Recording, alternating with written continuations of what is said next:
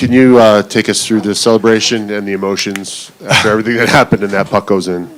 I don't even know what I know. I ended up on my knees like last time I got one in overtime, but no, I have no idea, to be honest with you. It's just elation, right? I mean, hard fought series. They're a hell of a team, obviously, and they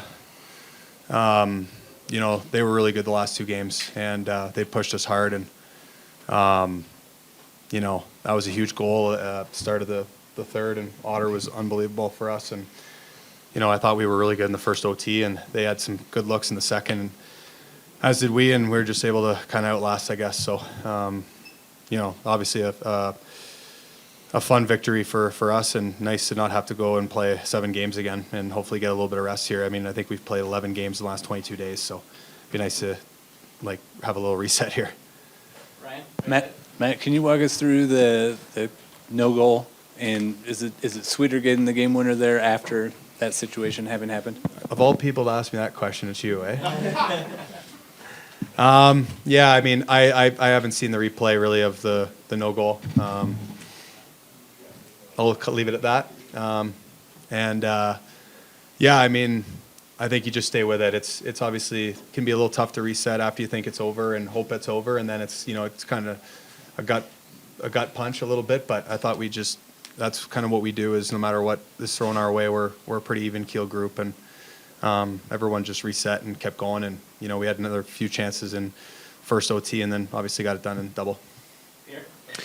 Jake, can you speak to the path your team has taken to get to the Western Conference Finals, beating the last 2 Stanley Cup champions, winning a bunch of road games in both buildings and tough places to win? What does that say about your team? Yeah, it's it just shows a lot about the guys we have in there, and the coaches, and the game plan that we have, and I feel like we've been the better team in both series, and we deserve to be moving on, and it's just you need you can be the better team, but if someone doesn't step up and finish it, then it doesn't really matter. So Dutchie did that for us, and for the guys that were here last year, I mean, all we wanted is an opportunity to be in the position that we were last year, and snap your fingers and we're back. So now it's up to us to change the ending, and couldn't ask for more than just another opportunity to give another run at it.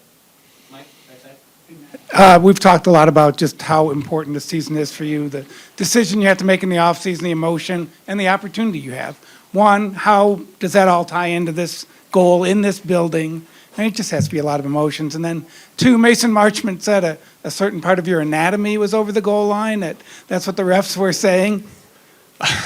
What, on the disallowed goal? Yeah, no comment again. Anatomy, that's a strong word for when we're in hockey gear, I guess. But no, yeah, I mean, I've talked about when I had the opportunity to sign here, it was one I jumped at, and obviously didn't expect to be in that position, but God works in mysterious ways, and I've from the time I signed here, I've just been very grateful, and I've been looking forward to these opportunities, and my teammates and the coaches have been just amazing, welcoming me in and helping me, get acclimated early. And this run's just been. I mean, this is only the second time I've been past first round in my career, and now we're going to the conference finals. It's just, I mean, at 33, I think there's a certain level of appreciation you have that you wouldn't have had as a young player. And we've talked about it.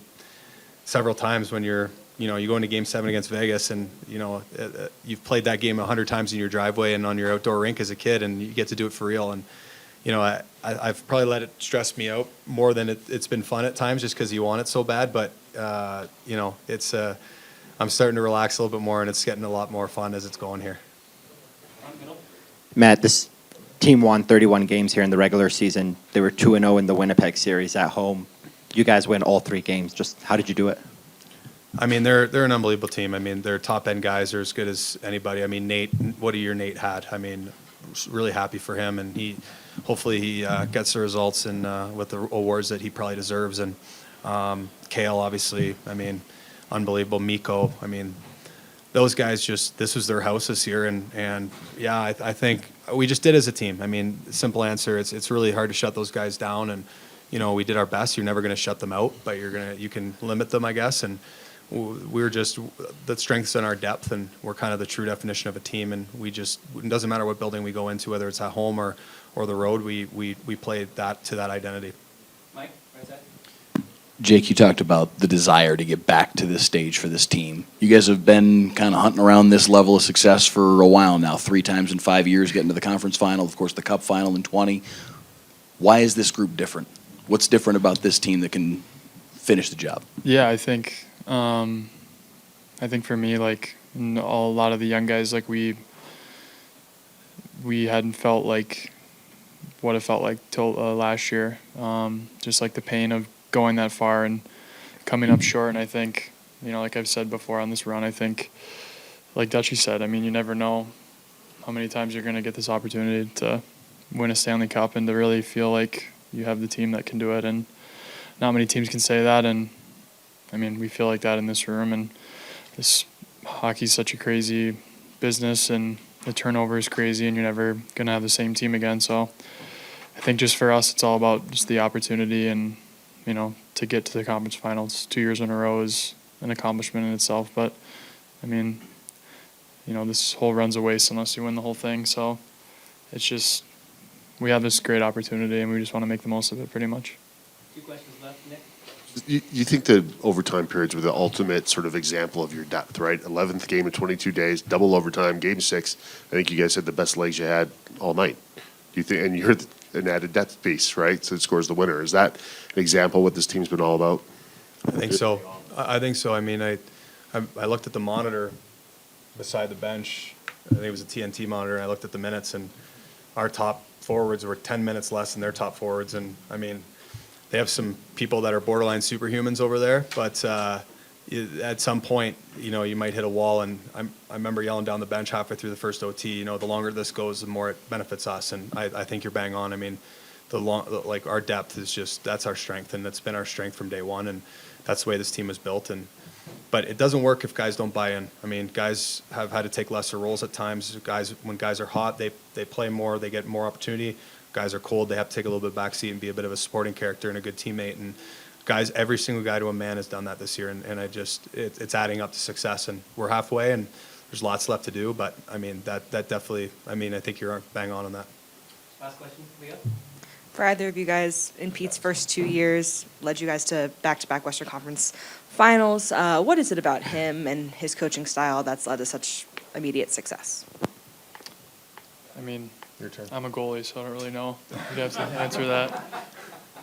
You're gonna make me talk again? Yeah, no, I mean, for me, I just think, I just think the thing I like about him, or just his message since the playoffs started, is just like staying on the defensive side of the puck. I mean, we can score with anyone. We have so much offense, and he's really like honed in on, if we can play good D, and I mean, we played, Nate and Kale and those guys, if we can shut them down, we're going to get our chances and we're going to score. So anytime a coach says, like, focus on D, makes me happy. So I like that about him.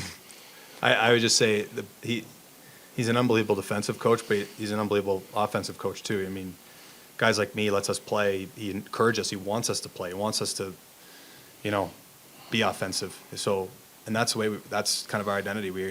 This team has been a really good defensive team for a long time. And when he came in, they started, they beat you 2-1 in the past, and then last year they started beating you 5-1. So it's nice to be on the other side of it now.